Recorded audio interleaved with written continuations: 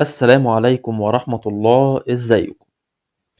فيديو النهاردة هنصنع فيه ترابيزة جانبية. بس قبل ما نتكلم على الترابيزة حابب اعتذر لكم عن التأخير في الفيديوهات، وده نظرا لضغط الشغل عندي، وبصراحة ما بيبقاش عندي وقت ان انا اصور لحضراتكم اي فيديو، فياريت تعذروني، وان شاء الله هحاول ان انا اظبط فيديوهات اكتر في الفترة اللي جاية. بسم الله نبدأ. هنظبط الفنس بتاع المنشار على 40 سنتي، وهنطلع 3 قطع 40 في 40. وزي ما احنا متعودين انا بعرض على حضرتك الفكرة وانت بتظبطها بالمقاسات اللي تناسبك. الخامة اللي هنشتغل بيها هي خامة MDF ميلامين 18 مللي. وزي ما اتفقنا واحنا بنقطع ال MDF الميلامين لازم نراعي ان السلاح يكون سنونه كتير عشان ما يديناش تشليع في القطع. تاني حاجة نكون لابسين كمامة ونضارة عشان خاطر الغبار بتاع ال MDF بيكون قوي جدا وممكن يتعبنا ويتعب صدرنا، فاحنا في غنى عن الكلام ده. نهتم بالسلامة والأمان عشان ربنا يسترها معانا.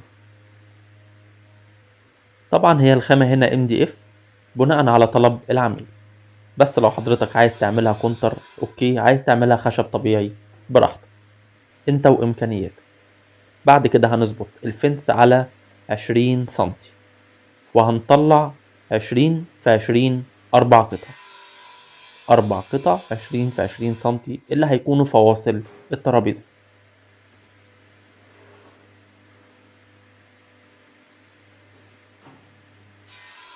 مراجعة سريعة بقى على القطعيات اللي هنستخدمها. هنحتاج 3 قطع 40 في 40 سنتي، قطعة للسطح وقطعة للرف اللي في النص وقطعة للقاعدة. وهنحتاج 4 قطع 20 في 20. 2 هيبقى فاصل ما بين الرف اللي في النص والسطح، واتنين هيبقوا فاصل ما بين الرف اللي في النص والقاعدة، أو هيبقوا موصلينهم ببعض.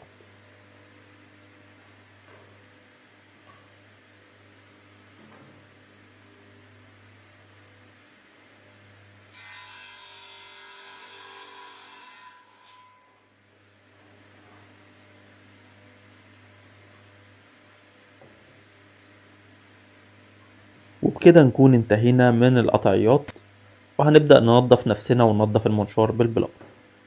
وده اهم حاجة في الشغل، ان انت بعد ما تخلص القطعيات بتاعتك باي جهاز لازم تنضفه بالهواء او بالبلور، ايا كان ايه اللي عندك تنضفه بيه بحيث ان هو يكون نضيف. ما تسيبش الغبار بتاع الخشب عليه او الغبار بتاع ال MDF عليه، عشان ده بيأثر عمر المنشار او الجهاز اللي انت اشتغلت بيه عموما. لازم تحافظ على نظافة المعدات بتاعتك عشان تعمر معاك شوية يعني. الخطوة اللي بعد كده بقى هنبدأ نلزق شريط الحرف، وانا هنا استخدمت شريط حرف مكوى.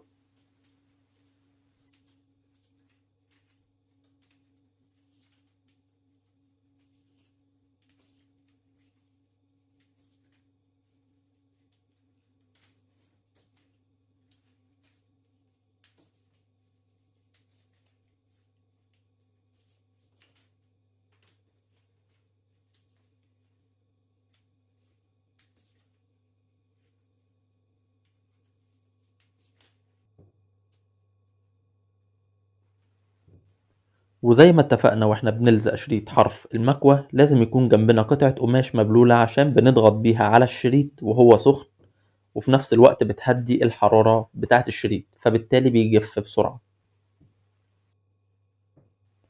واحنا بنكوي بالمكوى برضو بنضغط على الشريط عشان الغرة يمسك كويس معانا في الخشب.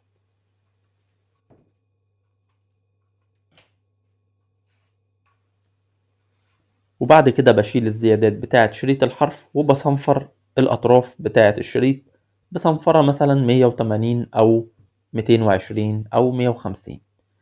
أي حاجة من 3 أرقام دول هيكونوا كويسين جدا في إن هما يدونا سوكة لطرف الخشب تكون ناعمة وما تجرحش حد.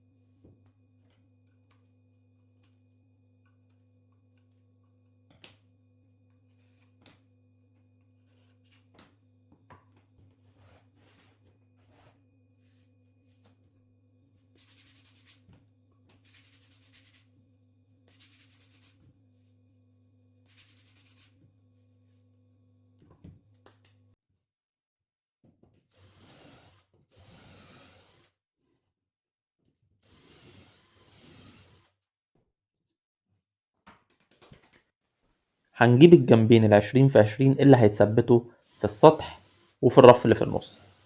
هنبدأ نظبطهم في السطح، هنربطهم بالكوايل والأمير اللي هو المخصص للMDF، وهنديها فراشات من الداخل. طبعا ما ينفعش السطح نربطه بمسامير ونحط بصمة عشان مش هينفع، هيبقى الشكل مش لطيف. الأفضل إن هي السطح يكون قدامنا نضيف مفهوش أي حاجة. طبعا الكوايل المستخدمة هي كوايل 6 مللي، وبتكون موجودة جاهزة عند تجار الألواح.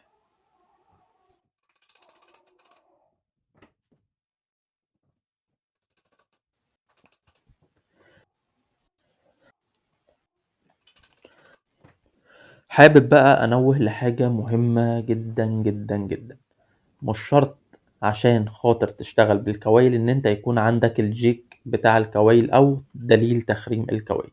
أنت ممكن بمسطرة وقلم رصاص مبري كويس تطلع نتيجة كويسة جدا بالتقفيل بالكوايل.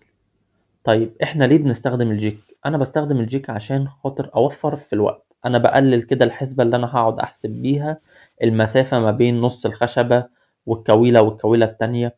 لا، انا بوفر الوقت ده كله في ان انا بجيب الدليل عشان ينجز معايا الوقت مش اكتر. لكن انا الاول خالص انا كنت بشتغل بالمسطرة والقلم الرصاص لغاية الان. الحمد لله لما بشتغل بالاليتا انا بشتغله مانوال، ما عنديش الجيك بتاع الاليتا. عايز الطريقة ان شاء الله انا ممكن اعمل لكم فيديو بسيط. لو حابين قولوا لي في الكومنتات، هعمل لكم فيديو عن ازاي نستخدم الكوايل بالمسطرة والقلم، مش لازم جيك ولا اي حاجة. وظيفة وظيفة الجيك او دليل لاي حاجة سواء اليتا او كوايل، هو وظيفته بس بيسرع معاك الانتاج عشان انت ما تاخدش وقت في الحسبة بتاعة المسافات ما بين كل كويلة والتانية وهكذا. انت بس بتشتغل بالجيك وهو بينجز معاك على طول. لكن في طريقة كتير جدا بسيطة وسهلة ممكن تستخدم بيها الكوايل بالمسطرة والقلم، وفي طرق بلدي زمان معلمينا كانوا بيقولوها لنا وكانت بتبقى ناجحة جدا وزي الفل. هشرح لكم ان شاء الله في فيديو قادم الطرق دي كلها. دلوقتي احنا ركبنا الجوانب، ثبتناهم بالامير المخصص للMDF. بعد كده هربطهم من الداخل بفراشات، والفراشات اللي انا استخدمتها هي فراشات اكريليك، وربطتها في الخشب بمسامير 1.5 سنتي خطوة واسعة. ولو حضرتك وصلت للجزء ده من الفيديو يبقى ان شاء الله الفيديو عجبك. فما تنساش بقى تدعمنا بلايك وتقولي رأيك في كومنت، لان رأيك يهمني جدا. ولو حضرتك اول مرة تشوفني على يوتيوب ما تنساش تشترك بالقناة وتشغل الجرس عشان يوصلك كل جديد.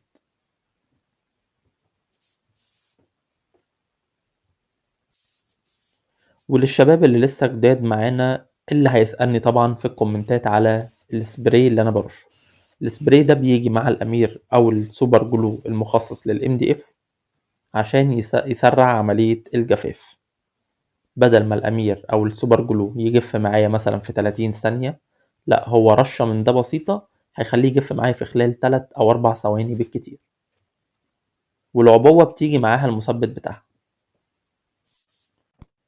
ولو حضرتك كنت مركز معايا في الفيديو هتلاحظ ان انا بنيت الترابيزة من السطح للقاعدة، يعني حطيت السطح، بعد كده الاتنين القوائم اللي هيوصلوا بالرف اللي في النص، بعد كده الاتنين القوائم اللي هيوصلوا الرف اللي في النص ببدأ اثبتهم في الرف اللي في النص بس من تحت.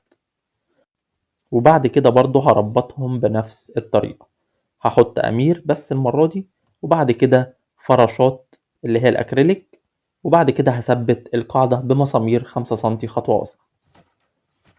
وزي ما اتفقنا ان المسمار ال5 سنتي بنخرم له ببنطة 3 ملي عشان نمهد للخشب وما يتشرخش مننا.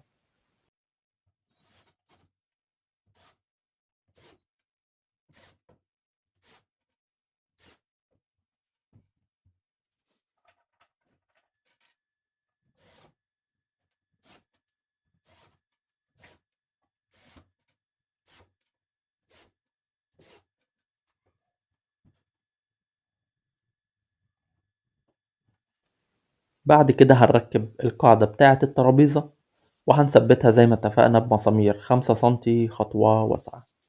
طبعا شرحنا قبل كده ليه بنستخدم خطوة واسعة مع الMDF. وبكده نكون وصلنا لنهاية الفيديو بتاع النهاردة. أتمنى تكونوا استفدتم وإن شاء الله الفيديو يكون عجبكم، وإن شاء الله نتقابل في الفيديوهات الجاية على خير. سلام عليكم.